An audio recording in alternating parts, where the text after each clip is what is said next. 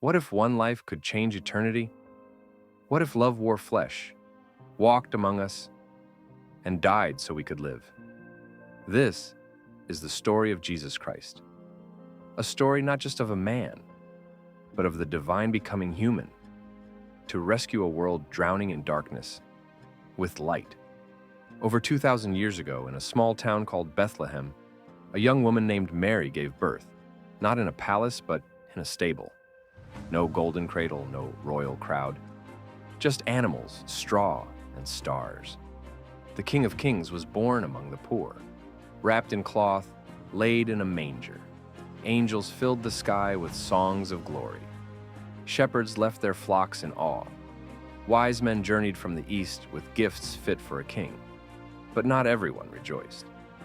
King Herod feared this child and tried to end his life. From his first breath, Jesus was both celebrated and hunted.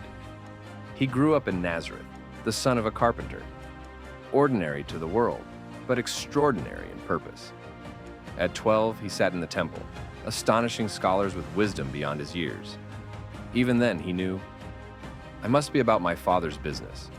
But for years, he lived in quiet obedience, showing us that greatness doesn't rush, it waits, it grows in silence, until the time is right.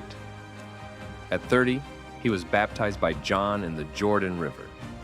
The heavens opened, and a voice declared, "This is my beloved Son, in whom I am well pleased." And with that, the mission began. He walked dusty roads, not with soldiers, but with fishermen, tax collectors, and sinners.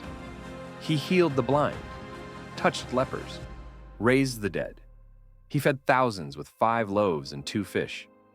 He walked on water, calmed storms with a word.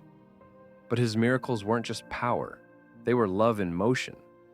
A love that saw the unseen, touched the untouchable, forgave the unforgivable.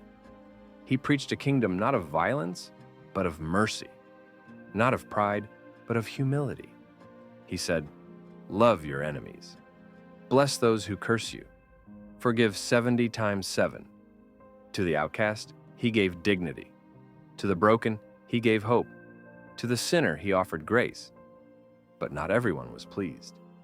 The religious elite felt threatened, the empire uneasy. He was too bold, too free, too dangerous, because real love disrupts power. One night, Jesus sat with his closest friends. He broke bread and poured wine. "This is my body, broken for you. This is my blood, shed for you." In a garden called Gethsemane, he prayed with trembling hands, "Father, if it is possible, take this cup from me, but not my will. Yours be done." Then came betrayal. Judas, one of his own, kissed him, and the guards took him away. He was mocked, beaten, crowned with thorns. The crowd that once shouted, "Hosanna," now cried, "Crucify him." And on a hill called Golgotha, they nailed love to a cross. He hung between 2 criminals, bruised, bleeding, forsaken. And with his final breath, he whispered, "It is finished." The sky turned dark, the earth shook, and the world held its breath. For 3 days, silence. Hope seemed lost. The light had gone out. But on the 3rd day, the stone was rolled away. The tomb was empty. Death was defeated. He rose not just in victory, but with arms still open. Love had won. Jesus didn't just die for humanity. He died for you, for me, so we could live free, forgiven, forever loved. His story didn't end at the cross. It lives on in every heart that dares to believe. So now the question is, what will you do with the story of Jesus? Because one life, one sacrifice, one Savior still changes everything. One life, endless love, still changing the world.